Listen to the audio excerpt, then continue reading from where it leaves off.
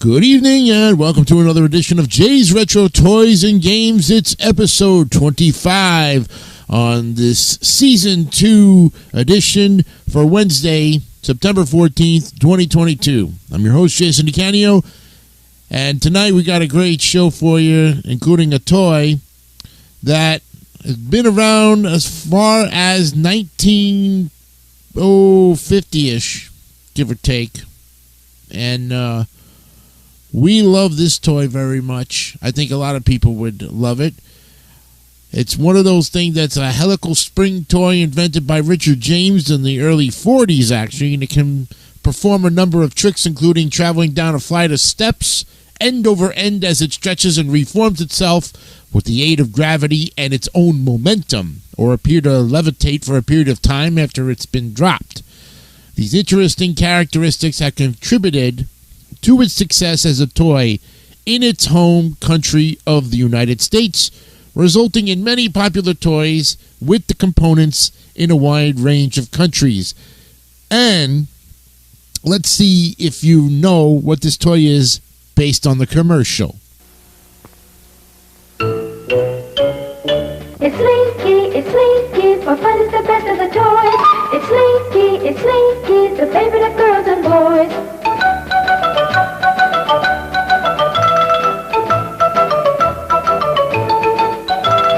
It's Slinky, for fun is the best of the toys.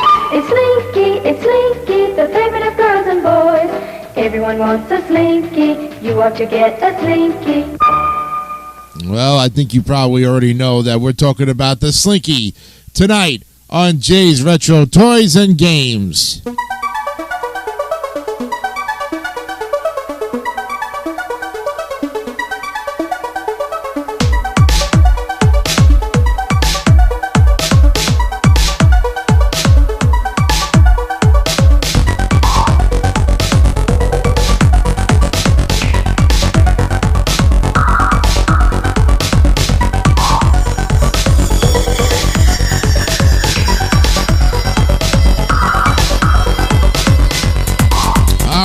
We welcome you to the show tonight to talk about this 82-year-old toy. 82 years that this toy's been around. Oh my God. Can't believe it. All right, let's look at it right now. The Slinky was invented and developed by American naval engineer Richard T. James in 1943 and demonstrated at Gimbel's department store in Philadelphia in November of 1945. The toy was a hit, selling its entire inventory of 400 units in 90 minutes. And James and his wife Betty formed James Industries in Clifton Heights, Pennsylvania, to manufacture Slinky and several related toys such as the Slinky Dog and Susie the Slinky Worm. Then in 1960, James's wife Betty James became president of James Industries, and in 1964 moved it back to Hollidaysburg, Pennsylvania. Then in 1998, she sold the company to Poof Productions, or Poof Products, Inc. The Slinky was originally priced at $1, but many paid much more due to price increases of spring steel in Pennsylvania. It has, however, remained modestly priced throughout its history as a result of Betty James's concern about the toy's affordability for less affluent customers. In addition to its use as a toy, it has been used as a classroom teaching tool, as a portable and extendable radio antenna in wartime, particularly the Vietnam War, and in NASA physics demonstrations, as when astronaut Margaret Ray Seddon demonstrated its behavior in zero gravity during a telecast from the Discovery Space Shuttle in 1985. It was inducted into the National Toy Hall of Fame at the Strong in Rochester, New York in 2000, and in 2003 it was named to the Toy Industry Association's Century of Toys list. In its first 60 years, about 300 million have been sold. In 1943, Richard T. James, a naval mechanical engineer stationed at the William Cramp & Sons shipyards in Philadelphia, was developing springs that could support and stabilize sensitive instruments aboard ship in rough seas. James accidentally knocked one of the springs from a shelf and watched as the spring stepped in a series of arcs to a stack of books, to a tabletop, and to the floor, where it recoiled itself and stood upright. James's wife Betty later recalled, "He came home and said, 'I think if I got the right property of steel and the right tension, I could make it walk.'" James experimented with different types of steel wire over the next year and finally found a spring that would walk. Betty was dubious at first, but changed her mind after the toy was fine-tuned and neighborhood children expressed an exciting interest in it. And she dubbed the toy Slinky, meaning sleek and graceful, after finding the word in a dictionary and deciding that the word aptly described the sound of a metal spring expanding and collapsing. With a USD $500 loan, the couple formed James Industries, originally James Spring and Wire Company.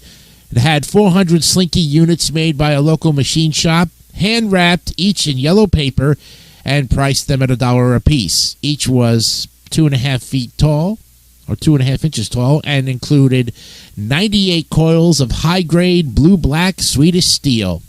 The Jameses had difficulty selling Slinky to toy stores, but in November of 1945, they were granted permission to set up an inclined plane in the toy section of Gimbel's department store in Philadelphia to demonstrate the toy. Slinky was a hit, and the first 400 units were sold within 90 minutes. In 1946, Slinky was introduced at the American Toy Fair. Richard James opened shop in Albany, New York, after developing a machine that could produce a Slinky within seconds. The toy was packaged in a black letter box, and advertising saturated America. James often appeared on television shows to promote Slinky. In 1952, the Slinky Dog debuted. Other Slinky toys introduced in the 50s included the Slinky Train Loco, the Slinky Worm Susie, and the Slinky Crazy Eyes, which were a pair of glasses that uses Slinkies over the eye holes attached to plastic eyeballs. You know, the ones that they use in those comedy skits. James Industries licensed the patent to several other manufacturers, including Wilkening Manufacturing Company of Philadelphia and Toronto, which produced spring-centered toys such as Mr. Wiggles Leapfrog and Mr. Wiggles Cowboy. In its first 10 years, James Industries sold 100 million Slinkies at $1 a piece. That would be the equivalent to $6 billion, adjusted for inflation, in gross revenue over those 5 years. In 1960, Richard James left the company after his wife filed for divorce, and he became an evangelical missionary in Bolivia with Wycliffe Bible translators.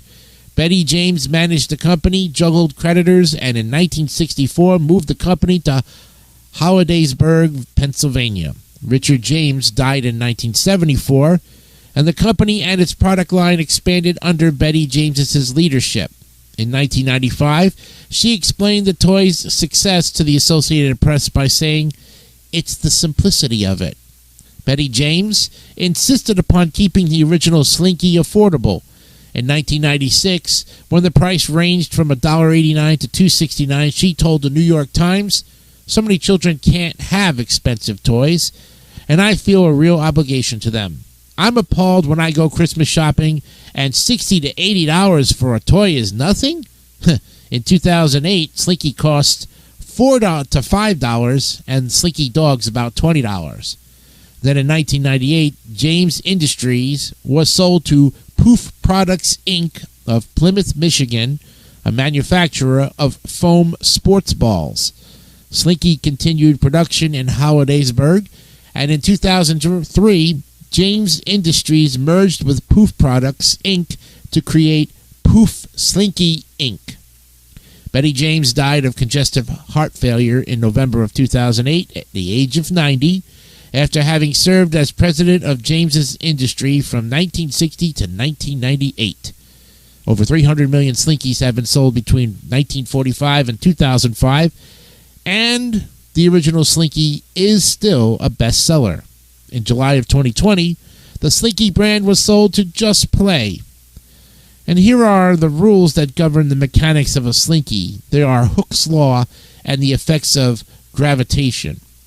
Now, due to simple harmonic motion, the period of oscillation of a dangling Slinky is T equals 2 pi with the square root of m over k, where T is the time of the period of oscillation, m is the Slinky's mass, and k is its spring constant.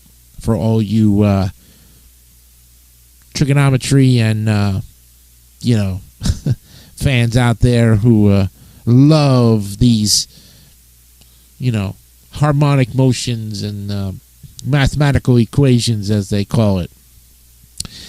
In the state of equilibrium of a Slinky, all net force is canceled throughout the entire Slinky. This results in a stationary Slinky with zero velocity. As the positions of each part of a Slinky is governed by the Slinky's mass, the force of gravity, and the spring constant, various other properties of the Slinky may be induced. The length of an idleized Slinky extended under its own weight, assuming the fully compressed length is negligible. And that's where L equals W over 2K, where L is the length of the Slinky, W is the weight, and K is the spring constant. So, when set in motion on a stepped platform such as a stairway, the Slinky transfers energy along its length in a longitudinal wave, and the whole spring descends end over end in a periodical motion as if it were walking down one step at a time. When the top end of the Slinky is dropped, the information of the tension change must propagate to the bottom end before both sides begin to fall. The top of an extended Slinky will drop while the bottom initially remains in its original position, compressing the spring. This creates a suspension time of 0.3 seconds for an original Slinky, but has potential to create a much larger suspension time. A suspended Slinky's center of mass is accelerating downward at about 32 feet per second when released. The lower portion moves up toward the top portion with an equivalent constant upward acceleration as the tension is relieved. Now, the jingle for the Slinky television commercial was created in Columbia, South Carolina in 1962 with Johnny McCulloch and Homer Vesperman writing the music and Charles Weagley penning the lyrics. It became the longest running jingle in advertising history. The jingle has been parodied and referenced in popular culture. It is seen in the log commercial on the Ren and Stimpy show and sung by actor Jim Carrey in Ace Ventura: When Nature Calls. The song is also referenced in the movie Lords of Dogtown, where it is sung in full by Emil Hirsch and is sung by Eddie Murphy as part of the final routine in the stand-up comedy film Eddie Murphy Raw. Early in the history of James Industry, Helen Herrick Malsed of Washington State sent the company a letter and drawings for developing Slinky pull toys. The company liked her ideas, and Slinky Dog and Slinky Train were added to the company's product line. Slinky Dog, a small plastic dog whose front and rear ends were joined by a metal Slinky, debuted in 1952. Malsed received royalties of $60,000 to $70,000 annually for 17 years on her patent for the Slinky pool toy idea, but never visited the plant. In 1995, the Slinky Dog, voiced by Jim Varney and Blake Clark, was redesigned for all of Pixar's Toy Story and Toy Story live-action movies. James Industries had discontinued their Slinky Dog a few years previously.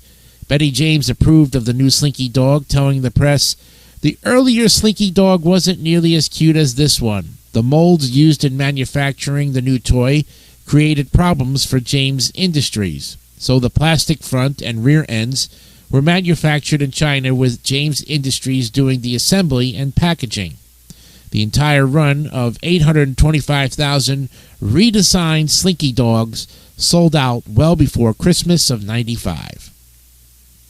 Plastic Slinkies are also available, and they can be made in different colors. Many of them are made with the colors of the rainbow in rainbow order. They were marketed in the 70s as a safer alternative to metal Slinkies, as they did not present a hazard when inserted into electrical sockets. The plastic spring toy known as the Plastic Slinky was invented by Donald James Riemann, Sr. of Mastermark Plastics in Albany, Minnesota. Riemann came up with the idea as he was playing with different techniques to produce a spiral hose for watering plants. However, as it came off the assembly line, according to his children, it looked more like a Slinky. He worked at it until it came out perfectly and then went to Betty James with his prototype. Riemann manufactured the Plastic Slinky for Betty James for several years. Eventually, Betty James decided to manufacture the product exclusively through James Manufacturing, effectively ending the production of the toy by the small Minnesota company.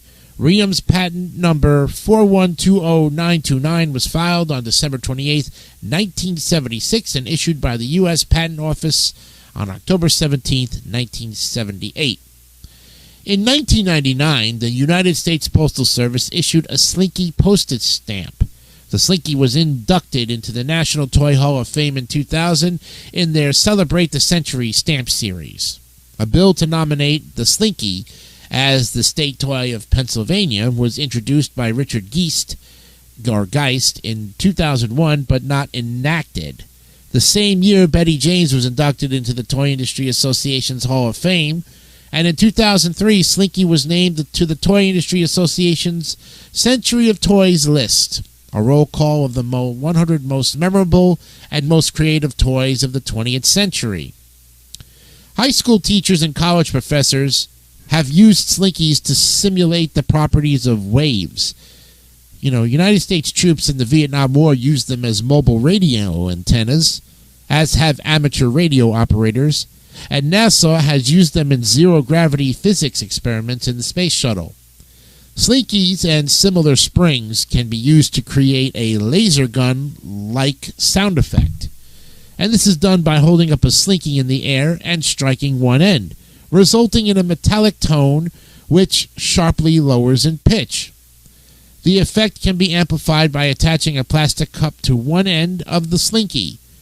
In 1959, John Cage composed an avant-garde work called Sounds of Venice, scored for, among other things, a piano, a slab of marble, and Venetian broom, a bird cage of canaries, and an amplified Slinky. Metal Slinky can be used as an antenna. It resonates between 7 and 8 megahertzes. During Vietnam War, it was used as a portable antenna for local HF communication. This setup had many advantages over a long wire shot from M79 grenade launcher: small dimensions, fast and quiet installation, reusability, good takeoff angle for local communication, and good enough performance. It was also used to extend range of a handheld radio.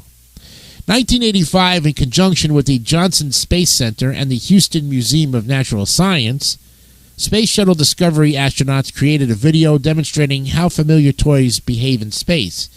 "It won't slink at all," Dr. M. Ray said of Slinky. "It sort of droops." The video was prepared to stimulate interest in school children about the basic principles of physics and the phenomenon of weightlessness. In 1992, the Bishop Museum in Honolulu, Hawaii, hosted an interactive traveling exhibit developed by the Franklin Institute of Philadelphia called What Makes Music. Among other things, visitors could examine what makes musical sound by creating waves on an 8-foot-long version of a Slinky toy.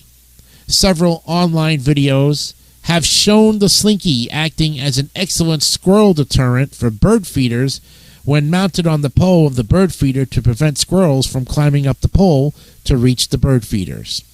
And there you have it, folks. The Slinky in all of its glory. Right here on Jay's Retro Toys and Games. Episode 25 has concluded. And we thank you very much for your continued support of our show. Remember, of course, to subscribe to the YouTube channel. Always remember, it's always on Anchor and Spotify as well, too. But we hope that you will listen to both and support both at the same time. Next time on the program, we're going to be looking at a game. What kind of game, you wonder to yourself? Well, we're going to look at something that I thought we might take a look at that has to do with an outside game. And there's many versions of this game.